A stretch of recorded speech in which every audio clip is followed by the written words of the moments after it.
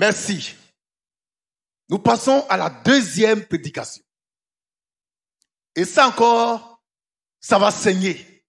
Papas et mamans, ça va saigner. Je vais prouver et démontrer que ce qui est écrit dans Genèse 6, verset 3 est faux. C'est un gros mensonge que les gens ont écrit dans la Bible. Je vais prouver ça par la Bible elle-même et par les connaissances universelles. D'abord, on va lire Genèse 6, verset 3. Dans la Bible de la Ketouva. C'est la Bible, lui second, c'est sa Bible qui est là. Là-dessus. Alors l'Éternel dit. Alors Dieu dit. Mon esprit ne restera pas toujours. Oui. Dans l'homme. Dans l'homme. Car l'homme n'est que chair. L'homme n'est que chair. Et ses jours seront de 120 ans. Seront de 120 ans. Dieu dit, Genèse 6, verset 3, que les jours de l'homme seront de 120 ans. On écrit 120 ans. On écrit 120 ans. Ça est dans la Bible, lui second. Dans la Bible d'Abi. Et c'est faux. C'est un gros mensonge que nous refutons avec la dernière énergie. Ce matin, Dieu qui est bon, il m'a permis de voir sur Facebook une vieille dame qui fête ses 122 ans d'anniversaire. Une vieille dame qui a fêté 122 ans aujourd'hui. Ça veut dire que ce que dit la Bible ici dans Genèse 6, 3 est faux. Car il y a des gens qui ont vécu plus de 120 ans, il y en a qui ont plus de 120 ans. La Bible n'est pas la parole de Dieu. La Bible que tu vois là, qui est ton féticheur ou ton fétiche, n'est pas la parole de Dieu. Elle dit quoi la Bible? Que l'homme là, il aura 120 ans. Mais c'est faux. Il y a des gens qui ont plus que 120 ans. Même dans la Bible, il y a des gens qui ont plus que 120 ans. Et puis autour de nous, il y a des gens qui ont plus que 120 ans. Et ce matin, Dieu m'a envoyé une femme sur Facebook, bien sûr, qui a 122 ans. Donc la femme là, son témoignage contredit la Bible. C'est pourquoi nous disons fort par la main fraîche que la Bible n'est pas la parole de Dieu. Elle ne sera jamais la parole de Dieu. Elle ment trop. Écoutez, j'ai fait des recherches avec l'apôtre Pacom sur Facebook pour voir si on peut trouver dans le monde des gens qui ont plus de 120 ans. Il y en a plein. Mais on a pris seulement 3 pour gagner en temps et en efficacité. Le premier qu'on a trouvé, tu as la bouche là-bas. Le premier, c'est qui? Le premier, il s'appelle, c'est une femme. Elle s'appelle Jeanne-Louise Calment. Elle est française. Et elle a vécu 122 ans. Elle est née en 1875. Elle est décédée en 1997. Elle a donc vécu 122 ans. Son témoignage contredit la Bible. Très bien. Le deuxième qu'on a pu prendre, il s'appelle Mba Goto. Lui, il est indonésien. C'est sur la terre, hein, c'est pas au ciel. Hein. Voilà, Indonésie, c'est sur la terre, c'est pas au ciel. Il est né en 1870 et il est décédé en 2017. Je reprends. Hein. Il est né en 1870 et il est décédé en 2017. Il a vécu 146 ans. Il a vécu 146 ans. Donc lui aussi, son témoignage contredit la Bible. La Bible a des sérieux problèmes avec nous ce matin. Maintenant, le troisième qu'on a pu prendre, là, ça vient de Chine. C'est un homme. Il a un nom assez bizarre. Bon, je ne suis pas chinois. Hein. Il s'appelle Almaï Seiti. Il est né en 1886. Il est né en 1886 et en 2020, il a eu 134 ans. En 2020, là, il a eu 134 ans. Il vit encore. Mais en 2020 déjà, il a eu 34 ans. Donc l'âge qu'il a eu, l'âge qu'il a maintenant, la contredit Genèse 6, 3. Et on ose se dire que la Bible est la parole de Dieu. Puis tu crois en ça? Mais toi aussi, sois intelligent. Sois un peu intelligent. Bon, ça c'est hors de la Bible. Maintenant, on va dans la Bible. Pour montrer qu'il y a des gens dans la Bible qui ont dépassé 120 ans. Beaucoup, beaucoup, beaucoup, beaucoup. Là-dessus, frère. Noé avait... Non, prends la bouchure. Premier cas. Noé. Au moment du déluge. Oui. Noé avait 600 ans. Amen. C'est-à-dire, au moment du déluge, là, Noé avait déjà 600 ans. Bien calé. Je reprends. Hein, pour qu'on se comprenne quoi. Avant le déluge, là, Noé a vécu 600 ans.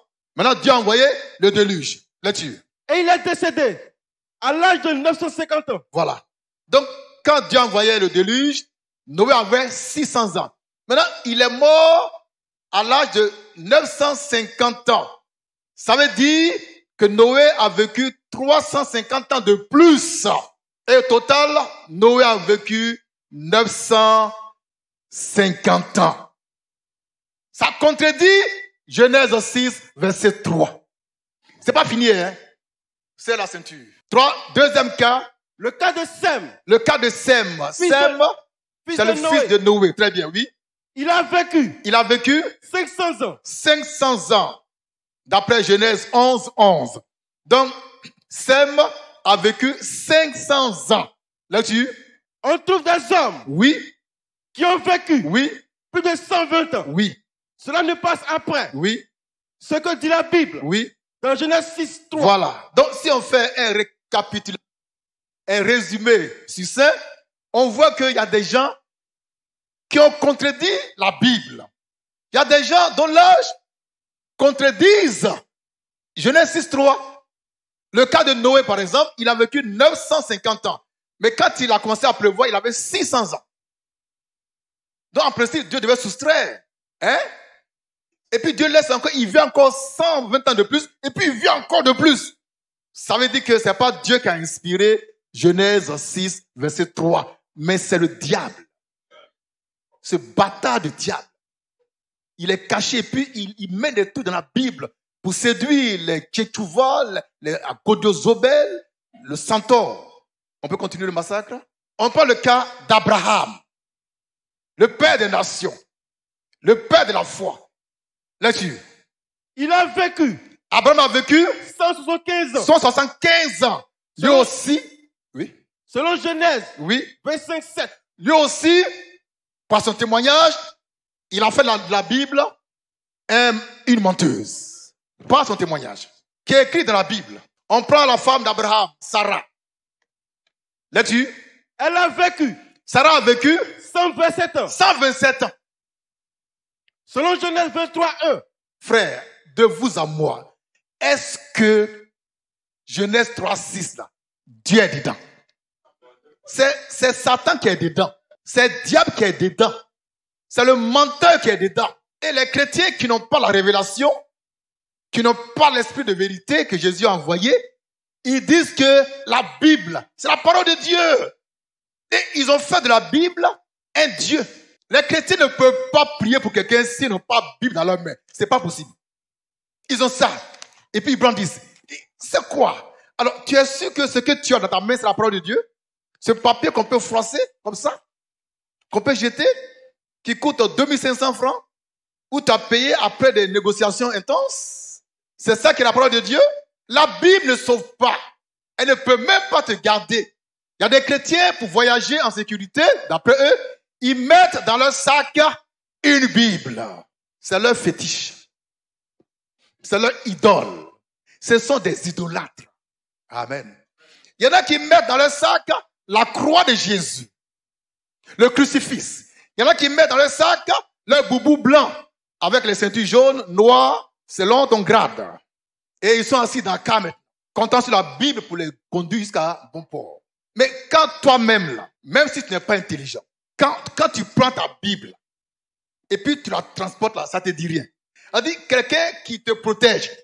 C'est toi qui le transportes. Et puis ça ne te dit rien. Non. Ah! Attends, je reprends. Ça m'enjaille là. Ton protecteur, c'est la Bible. D'accord. Maintenant, tu vas aller au village. Donc tu prends ton protecteur, tu le mets dans un sac. Hein? Tu fermes ça. Le sac, tu mets ça dans le porte-bagages, dans le coffre du véhicule. Ou bien tu mets ça sur tes pieds. Mais c'est toi qui transportes celui qui doit te protéger. Mais entre vous deux là, qui garde l'autre? C'est toi qui gardes la Bible. C'est toi qui la protège. Donc, sois moins bête et sors de là. C'est comme les statuettes que les gens transportent dans les rues de Grand Bassam, de Godoumé, de Koroko. C'est-à-dire, ils ont une Vierge Marie, une très sainte Vierge Marie, aux yeux bleus.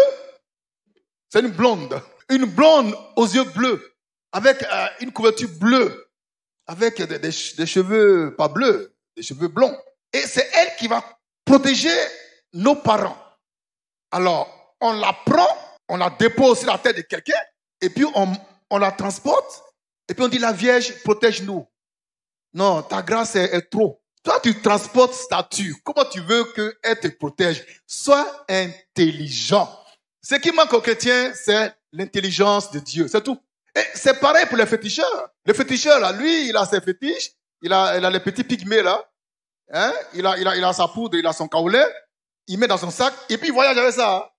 Donc, c'est lui qui transporte son protecteur. Or, nous, c'est Dieu qui nous transporte. Car c'est lui le vrai protecteur. Le vrai, c'est lui. Ça va? Donc, frère, on ne va pas trop se fatiguer ce matin, mais reconnaissez que la Bible, toute version confondue, n'est pas la parole de Dieu. Mais elle rend témoignage de la parole de Dieu, qui est Jésus-Christ. Et on va lire un témoignage qu'elle rend à l'honneur de Christ. Dans Apocalypse 19, verset 13. Elle rend témoignage, mais elle n'est pas Jésus. Moi aussi, je suis là ce matin. Je rends quoi? Je rends témoignage de Jésus. Je ne suis pas Jésus. Donc, je ne fais que rendre témoignage. Je vous conduis à Jésus, mais je ne suis pas Jésus. C'est ce que fait la Bible. Elle n'est pas Jésus, mais elle rend témoignage de Jésus. Donc, si tu as compris ça là, tu ne diras plus que la Bible est la parole de Dieu. Donc, on va lire Apocalypse 19, verset 13. Et on va lire à partir du verset 11 pour être dans le contexte. Donc, verset 11 au verset 13. Lecture. Puis je vis le ciel ouvert. Le ciel ouvert. Et voici. Parut. Un cheval blanc. Un cheval blanc. Attends d'abord. Il est avec un gros Dieu son ministère. Quelqu'un paraît au ciel avec un cheval blanc. Un gros Dieu, il paraît sur terre avec un cheval rouge. Entre celui qui est le cheval blanc et Agodio, il y a quelqu'un qui est un faussaire. Il y a quelqu'un qui est un faussaire. Jésus n'a jamais chevauché un cheval rouge. Jamais. Mais c'est Agodio. C'est la Tchétchouva. La Tchétchouva, lui, quand il pense qu'il est malin, qu'est-ce qu'il va faire pour séduire ses supporters? Il a pris l'image d'un lion jaune qui rugit. Qui cache du feu. Même dans le lion jaune, nous on a vu erreur. Nous, on a vu erreur. L'œil de l'aigle a vu quelque chose là-bas. On attend le temps opportun pour balancer la révélation. Alléluia. Ça peut aller? Donc, on reprend le verset 11. Puis je vis. Le ciel ouvert. Et voici. Parut un cheval blanc. Celui qui le montait. Oui. S'appelle fidèle. Et véritable. Et il juge. Et combat. Avec justice. Ses yeux étaient comme une flamme de feu. Sur sa tête. Étaient plusieurs diadèmes. Des diadèmes. Et il avait un nom écrit. Que personne ne connaît. Il avait un nom écrit que personne ne connaît. Si ce n'est lui-même. Oh! Il avait un nom écrit que personne ne connaît. Si ce n'est lui-même. Lecture. Et il était revêtu. Un vêtement teinté de sang. Son nom est la parole de Dieu. Son nom qui est écrit et puis on ne connaît pas là. C'est la parole de Dieu. Donc c'est qui la parole de Dieu? C'est Jésus. C'est pas la Bible. L'homme qui est assis sur le cheval blanc là, c'est pas une Bible. C'est pas un livre. C'est un homme. C'est une personne qui chevauche. Il est assis, cet homme-là, sur un cheval de couleur blanche, pendant qu'Agodio est assis sur un cheval de couleur rouge. Mais les deux chevauchent. Hein. Les deux chevauchent. Ils vont se croiser devant là-bas. J'ai dit, il y a un qui a tombé de son cheval. Je ne dis pas de quelque chose? Amen. Donc, d'après la Bible, qui rend témoignage, c'est Christ qui est la parole de Dieu. Et la parole qui est au commencement, qui est avec Dieu, qui était Dieu, a été faite chair. D'après la Bible, dans Jean chapitre 1, verset 14. Et la parole a été faite chair. Elle a habité parmi nous, pleine de grâce et de vérité. C'est quelle Bible qui a été faite chair là-bas? Lui second, David, le semeur, la tombe, c'est un homme. C'est l'homme Jésus. C'est le Christ Jésus. C'est Dieu fait homme. La Bible n'est pas la parole de Dieu. Genèse 6, verset 3 est du diable. Ça peut aller? Merci.